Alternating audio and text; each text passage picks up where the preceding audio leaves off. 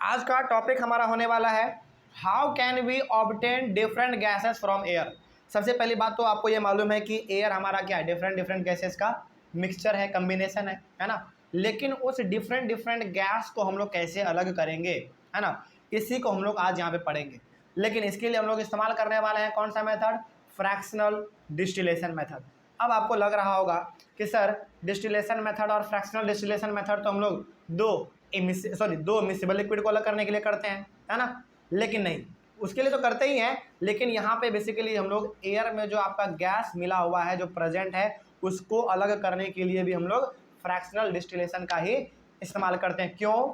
क्योंकि जो भी आपके एयर में गैसेस प्रेजेंट हैं उन सभी में उनका जो बॉइलिंग पॉइंट का जो डिफरेंस है वो 25 केल्विन से नीचे है। तो हमने कहा था आपको कि जब भी 25 केल्विन से नीचे का डिफरेंस हो बॉइलिंग पॉइंट को लेकर, तो उसमें हम लोग इस्तेमाल करते हैं फ्रैक्शनल डिस्टिलेशन का। तो यहीं पे हम लोग इस्तेमाल करेंगे इसका, है ना। देखा जाए क्या लिखा हुआ है। सबसे पहली बात तो ये कि air is a homogeneous mixture. Air आपका क्या है, होमोजीनियस मिक्सचर है। क्यों भाई?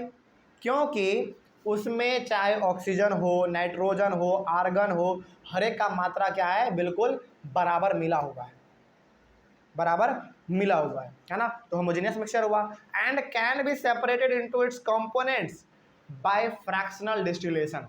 मिला हुआ तो है, लेकिन उसको हम लोग अलग भी कर सकते हैं। किस मेथड से? फ्रैक्शनल डिस्टिलेशन मेथड से, जो कि हमने अपने पिछले वाले क्लास में जान रखा है। ठीक है, आगे बढ़ते हैं फिर। द एयर, अब सवाल है कि कैसे अलग करेंगे, है ना, कैसे अलग करेंगे एयर के अलग अलग गैसेस को हम लोग कैसे अलग करेंगे फ्रैक्शनल डिस्टिलेशन से, इसके बारे में जानते हैं। देखा जाए क्या लिखा हुआ है।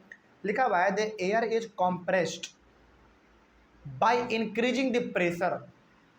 एयर को क्या कीजिए आप, कॉम्प्रेस कीजिए। अब आप कॉम्प्रेस कैसे करेंगे, नहीं, उसको दबाएंगे कैसे, प्रेशर को इंक्रीज करके। बात समझ में आ रही है?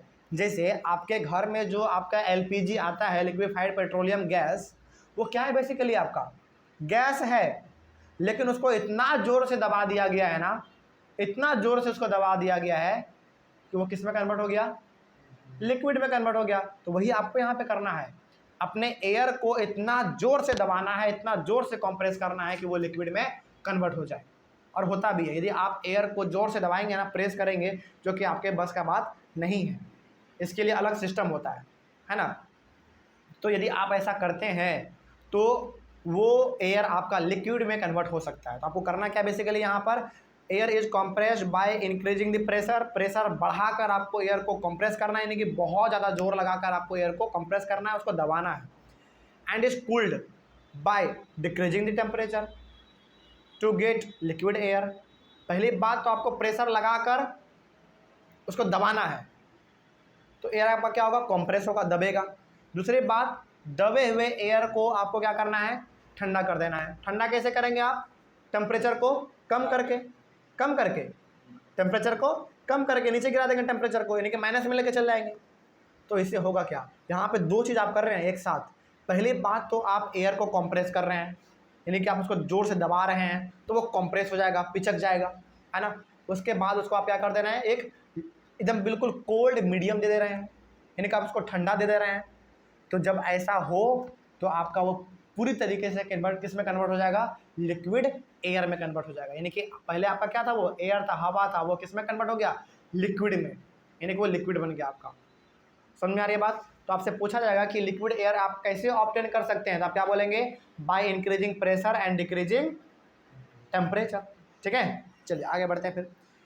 This liquid air is allowed to warm up slowly in a fractional distillation column where gases get separated at different heights depending upon their boiling points। अब आपको करना क्या है, वो जो आपने लिक्विड एयर को ऑब्टेन किया उसको आपको फ्रैक्शनल डिस्टिलेशन कॉलम में, फ्रैक्शनल जो आपका फ्रैक्शनेटिंग कॉलम है ना, उसमें आपको पूरी तरीके से, मतलब कि फ्रैक्शनल डिस्टिलेशन जो कॉलम है आपका, उसमें आपको ले लेना है। फ्रैक्शनल डिस्टिलेशन का आपको जो डायग्राम है वो किस में है, पेज नंबर 22 में है ना, वो आपका फिगर नंबर 2.10 है। उसमें आपको लिक्विड एयर ले लेना है। लिक्विड एयर लेने के बाद आपको उसको हीट देना है। नीचे से बर्नर आप ऑन कर दीजिए, उसको हीट दीजिए। ठीक है ना। अब जब आप उसको हीट देंगे तो आपको मालूम है कि वो क्या है, आपका लिक्विड एयर है ना। तो जैसे जैसे उस एयर में अलग अलग गैस है, उस गैस का बॉइलिंग पॉइंट आता जाएगा, वो ऊपर उठता चला जाएगा, है ना। अब देखिए होता क्या है, देखिए ध्यान से। फॉर एग्जाम्पल, तो आपने अभी तक क्या किया, अभी तक आपने एयर को पूरी तरीके से कंप्रेस किया, प्रेशर बढ़ाकर और टेम्परेचर को घटाकर, क्या किस में कन्वर्ट हो गया, वो लिक्विड एयर में कन्वर्ट हो गया। उस लिक्विड एयर को आप कहाँ पे लेकर आ गए, फ्रैक्शनल डिस्टिलेशन कॉलम में लेकर आ गए। अब आप क्या कर रहे हैं, हीट दे रहे हैं। अब जब आप हीट देंगे तो उस लिक्विड एयर में जो भी गैस होगा उसका बॉइलिंग पॉइंट आता जाएगा और वो अलग अपना होता चला जाएगा, है ना। अब देखिए होता क्या, जैसे एग्जांपल के तौर पे देखिए, the boiling point of oxygen is -180 degree Celsius, -180 degree Celsius. तो बॉइलिंग पॉइंट जो आपका ऑक्सीजन का है वो कितना है, -180 डिग्री, सॉरी 183 डिग्री सेल्सियस, ये आपका किसका, ऑक्सीजन का। उसके बाद फिर -186 डिग्री सेल्सियस आपका किसका, आर्गन का। उसके बाद -196 डिग्री सेल्सियस आपका किसका, नाइट्रोजन का, है ना। तो जब जब ये टेम्परेचर उनको मिलता रहेगा तब तब ये अपना अलग अलग होता रहेगा। कोई दिक्कत समझने में। तो यहाँ पे अच्छा, अब आप हमको सबसे पहले बताइए, सबसे पहले आप हमको यहाँ पे भैया बताएंगे कि लिक्विड एयर में 3 प्रकार का गैस आपको मिल गया ना। पहला कौन सा आपको मिला, ऑक्सीजन, उसके बाद आर्गन, उसके बाद नाइट्रोजन। तो आप बताइए कि सबसे पहले कौन सा गैस अलग होगा, ऑक्सीजन। थोड़ा सोच के बताइए, सबसे पहले कौन सा गैस सेपरेट होगा, नाइट्रोजन। क्यों, क्योंकि आपको मालूम है, याद कीजिए इंटीजर्स चैप्टर 55 क्लास का, कि जो सबसे बड़ा देखने में लगता है माइनस वाले साइड में, वही क्या होता है, सबसे छोटा होता है। तो यहाँ पे सबसे बड़ा कौन सा आपको लग रहा है, -196 डिग्री सेल्सियस। तो ये क्या होगा, सबसे छोटा होगा, है ना। तो जब इसको 196 डिग्री से, अच्छा आपको लग रहा होगा ना कि सर 196 डिग्री सेल्सियस वाला जो काम है माइनस वाला, वो थर्मोमीटर में भी चलता है क्या, हाँ थर्मोमीटर में भी चलता है। अच्छा, इंटीजर्स चैप्टर में हमारा क्या होता है, एक नंबर लाइन होता है ना, 0 के लेफ्ट साइड में क्या होता है आपका, नेगेटिव इंटीजर, 0 के राइट साइड में पॉजिटिव इंटीजर। तो आप नेगेटिव साइड से बढ़ते बढ़ते आते हैं 0 की तरफ, तब ना आप पॉजिटिव की ओर जाते हैं। उसी प्रकार से आप 196 डिग्री से आगे बढ़ेंगे बढ़ेंगे तब ना आप 0 की ओर जाएंगे, 0 के बाद तब ना आपका पॉजिटिव वाला आएगा, 1 डिग्री 2 डिग्री, इस प्रकार से। बात समझ में आ रही है। तो सबसे पहले टेम्परेचर यहाँ पे किसको पूरा होगा, किसका पूरा होगा, नाइट्रोजन का 196 डिग्री सेल्सियस। उसके बाद फिर किसको मिलेगा, आर्गन का 186। उसके बाद किसको, ऑक्सीजन का 186 डिग्री सेल्सियस माइनस में, लेकिन और ऐसे होते होते होते होते हमारा कहाँ चला जाएगा, वो 0 की ओर। और 0 के बाद आपका 1 2 किस में, पॉजिटिव में, है ना।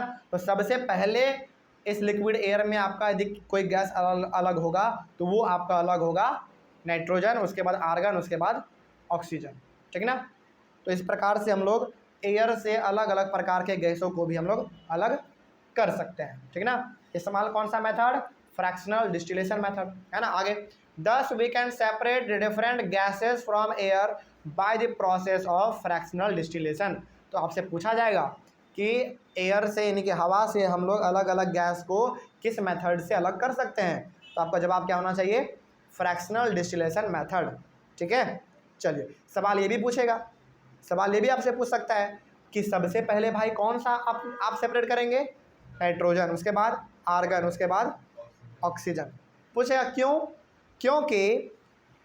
क्योंकि नाइट्रोजन का बॉइलिंग पॉइंट -196 डिग्री सेल्सियस है, और हमको मालूम है इंटीजर्स में जो सबसे बड़ा होता है माइनस में, वही सबसे छोटा होता है, वही चीज़ यहाँ पे है। तो ये सबसे छोटा, उससे बड़ा कौन, ये वाला, और सबसे बड़ा ऑक्सीजन वाला, यानी कि -183 डिग्री सेल्सियस। तो इस प्रकार से ये आपका ये भी हो गया। चलिए, इसमें कोई डाउट नहीं ना। अगले वाले क्लास में हम लोग डिस्कस करेंगे कि how can we obtain pure copper sulphate from an impure sample, ठीक है ना। ये हम लोग अपने अगले वाले क्लास में डिस्कस करेंगे। यहाँ तक कोई डाउट, समझ में आया हर चीज़। चलिए, थैंक यू वेरी मच।